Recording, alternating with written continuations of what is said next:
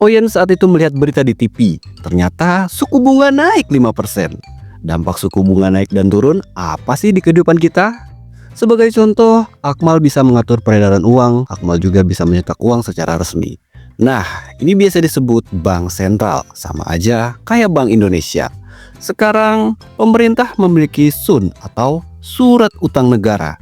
Surat ini resmi diterbitkan oleh pemerintah. Tidak ada jaminan aset kayak rumah atau tanah. Isinya hanya surat dan janji tertulis bahwa negara akan membayar utangnya. Surat ini gak sembarangan diterbitkan, perlu kebijakan DPR. Kasus saat ini, suku bunga naik 5%. Bank sentral akan menjual SUN ke bank komersial. Bank komersial itu mirip-mirip bank BCA atau BRI ya. Nah, mereka itu sama kayak kita guys. Uang mereka terbatas, mereka gak bisa cetak uang. Nah, ketika bank sentral jual surat utang ke bank komersial, dampaknya uang dari bank komersial sederhananya ditarik. Di sini, bank komersial mendapatkan surat utang negara.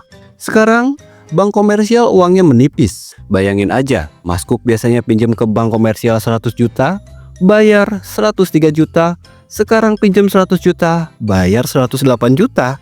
Tentu saja pengusaha dan masyarakat jadi malas pinjam ke bank komersial ini.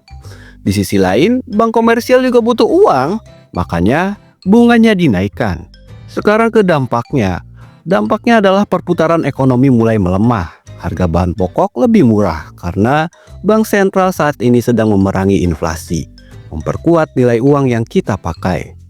Beras misalkan 1 kg 10.000, karena turun 5% sekarang menjadi 9.500. Ini biasa disebut dengan deflasi rendah. Nah, inilah yang disebut kenaikan suku bunga. Sekarang, misalkan kalau ada berita suku bunga turun, ini malah kebalikannya. Bank sentral malah membeli surat utang negara milik bank komersial. Di sini, bank komersial dapat uang segar. Dampaknya banyak yang mau pinjam uang ke bank komersial. Harga cicilan dan kredit semakin murah. Jadi perputaran ekonomi semakin cepat karena bank komersial punya banyak uang. Ini biasanya ditandai seperti saham emas atau kripto. Harganya cenderung naik karena nilai uang mulai menurun. Tapi ini beresiko. Kalau kebanyakan uang beredar, ini malah bisa inflasi. Jadi kesimpulannya, ketika inflasi, kebijakan bank sentral menaikkan suku bunga.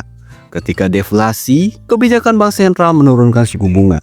Jadi seperti itu yang terjadi sampai sekarang.